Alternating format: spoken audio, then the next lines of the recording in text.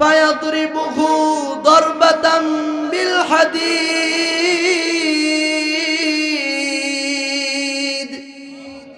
লোহার হাতুড়ি দিয়ে এত জোরে জোরে আঘাত করা হবে, মাথা চূর্ণ বিচূর্ণ হয়ে যাবে। 70 গজ মাটির নিচে আপনি চলে যাবেন। হাত্তা ইয়াসিহু সাইহাতান, এত জোরে জোরে চিৎকার করবে, গরু বাঁধা থাকলে রশি ছিঁড়ে পালিয়ে যায়, ছাগল বাঁধা থাকলে রশি ছিঁড়ে পালিয়ে যায়। শুধুমাত্র 2টা প্রাণী শুনতে পারে না, ইল্লা সাকলাইন, শুধু মানুষ আর জিন আওয়াজগুলো শুনতে পারে না। আল্লাহর নবী বিশ্ব নবী বলেন, আল্লাহ তাদাফানু, ও সাহাবীরা, কবরের ভিতরে কি চলে? একটা দিন যদি তোমরা দেখতে পারতে, একটা বার যদি তোমরা দেখতে পারতে, তোমরা দাফন কেমনে করতে হয় সেইটাও ভুলে যাইতে, দাফন করাটাও তোমরা ভুলে যেতে। এই জন্য কবি চমৎকার করে বলেছেন, মুসলমান ভাইরা আমার, কবি বড় চমৎকার করে বলেছেন, মৃত্যু সামনে আসছে, মৃত্যুর জন্য প্রস্তুত হওয়ার দরকার আছে না নাই? মরণ থেকে পালাও তুমি, মরণ তোমায় লইবে ঘিরি, যদিও আকাশ পানে লাগাও হেতা, লুকিয়ে হেতাই লাগাও সিঁড়ি। এ মহারোগের ঔষধ নাই, চিকিৎসা নাই ধরাতে, কাদিয়া কাতর হইলে কি হবে, পারিবে না তারে ফিরাতে। কবি বড় চমৎকার করে বলেন, আল মাউতু কাসুন কুল্লু নাসিন শারিবুন, আল কবরু বাইতুন কুল্লু নাসিন দাখিলুন। মৃত্যু এমন একটা পাত্রের নাম, যেই পাত্র থেকে সবাইকে পান করতে হয়। কবর এমন একটা ঘরের নাম, যেই ঘরে সবাইকে প্রবেশ করতে হয়। আল্লাহর নবী বিশ্ব নবী ডাক দিয়ে বলেন,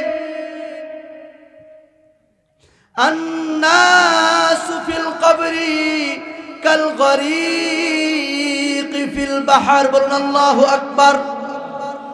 কবর এমন হয়ে যাবে, কবরের মধ্যে মানুষ এতটাই অসহায় হয়ে পড়বে, মহাসমুদ্রের ভিতরে যদি কোনো একটা সাঁতার না জানা মানুষকে ফেলে দেওয়া হয়, ওই মানুষটা কেমন দিশেহারা হয়ে যাবে, কেমন অসহায় হয়ে পড়বে। এর চেয়েও বড় অসহায় কবরের মধ্যে হয়ে যাবে। মানুষ মারা যাওয়ার সঙ্গে সঙ্গে তার কিয়ামত শুরু হয়ে যাবে। কোথায় কার কবর হবে কেউ জানে না মুসলমান। এই জন্য মৃত্যুর জন্য প্রস্তুত হওয়ার দরকার আছে না নাই? কিয়ামতের ময়দানে আপনি মনে করছেন কিয়ামতের ময়দান খুব সহজ হবে, না না না। আল্লাহ পাক রব্বুল আলামিন বলেন, কালফি সানাতিম মিম্মা তাউদ্দুন। কিয়ামতের ময়দান 50,000 বছরের চাইতো সেদিন বেশি সময় আপনাকে দাঁড়ায় থাকতে হবে। শুধু কি তাই, সেদিনের 50,000 বছরের একটা বিকাল হবে, ইল্লা আশিয়াতান আও দুহাহা। সেই দিন 50,000 বছরের একটা দিন, একটা দিনের একটা সকাল বিকাল, আমাদের সারা জীবনের এই 50-60 বছর, এই সারা জিন্দেগিটা কিয়ামতের দিনের একটা সকাল আর বিকালের মধ্যে শেষ হয়ে যাবে। কিয়ামতের ময়দানে সবাই যখন হাহাকার করবে, সেই দিন পৃথিবী থেকে 13 লক্ষ মাইল দূরের সূর্যটা মাথার 1 বিঘ উপরে চলে আসবে। আল্লাহর নবী বিশ্ব নবী বলেন, কামিকদারি মিন।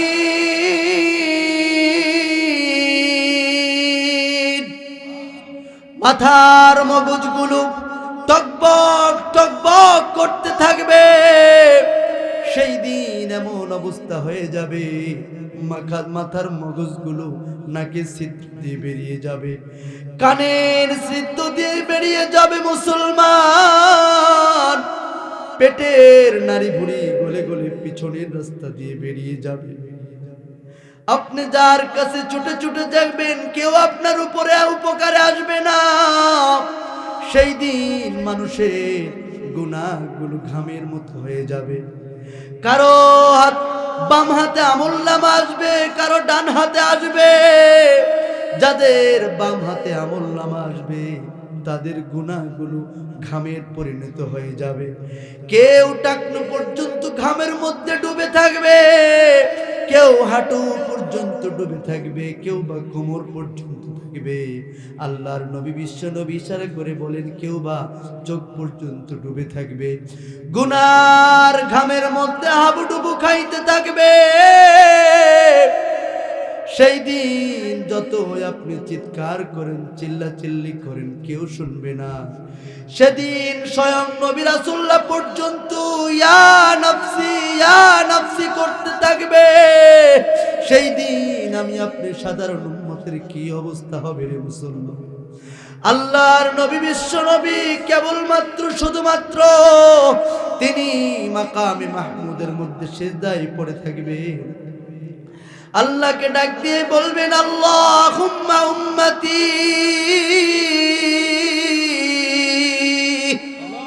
মাকামে মাহমুদের মধ্যে সিজদায় পড়ে উম্মতি উম্মতি বলে কান্না শুরু করবেন। এদিকে তিনি চলে যাবেন সেই ফুলসিরাতের কিনারায়। উম্মতরা কিভাবে ফুলসিরাত পার হবে সেখানে তিনি দাঁড়ায় থাকবেন উম্মতকে রিসিভ করার জন্য। আল্লাহর নবী বিশ্ব নবী বলেন ও আমার উম্মতেরা, আমি আমার ওখানে কোটি কোটি মানুষের মধ্যে আমার উম্মতদেরকে কিভাবে চিনব? আল্লাহর নবী বিশ্ব নবী বলেন গুররাম মুআজ্জালিনা মিনাল লুযু, বলুন আল্লাহু আকবার। আমার উম্মতেরা 5 ওয়াক্ত নামাজ আদায় করবে, আমার উম্মত ঠান্ডার মধ্যে ওযু করবে, ওযুর পানিগুলো যেই যেই জায়গায় লাগবে সেখান থেকে সেই দিন নূর বিচ্ছুরিত হতে থাকবে।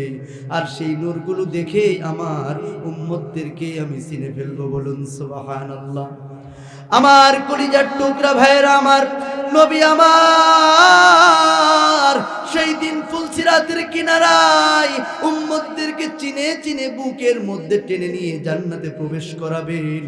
ও মুসলমান ভাইরা, এই জন্য 5 ওয়াক্ত নামাজ পড়তে রাজি আছেন তো আপনারা? যদি আপনি নামাজ না পড়েন মুসলমান, সেদিন ওয়ালা নূরুন ওয়ালা বুরহানুন ওয়ালা নাজাহ, সেই দিন কোনো নূর থাকবে না, কোনো দলিল থাকবে না, কোনো নাজাতের ব্যবস্থা থাকবে না, বলুন আল্লাহু আকবার। এই জন্য আপনাকে আমাকে নবীজির উম্মত হতে হবে। নবীজির উম্মত হতে গেলে আপনাকে আমাকে সুন্নত মোতাবেক চলার দরকার আছে না নাই? নবীজির সুন্নত অনুযায়ী চলতে হবে। নবীজি কত ভালোবাসেন আপনাকে আমাকে, আপনি জানেন না মুসলমান, কত ভালোবাসেন। সাহাবায়ে কেরামদেরকে নিয়ে বসে আছেন, সাহাবীদেরকে ডাক দিয়ে বলছেন ও সাহাবীরা, একটা নজর যদি আমার উম্মতদেরকে দেখতে পারতাম। আল্লাহর নবী বিশ্ব নবী বলছেন ওয়াদিতু লাউ রাআইনা ইখওয়ানানা, একটা বার যদি আমার ভাইগুলোকে আমি চোখ দিয়ে দেখতে পারতাম। সাহাবায়ে কেরাম বলছেন ইয়া রাসূলুল্লাহ ইয়া হাবিবাল্লাহ আলানা ইখওয়ানুক, আমরা কি আপনার ভাই না?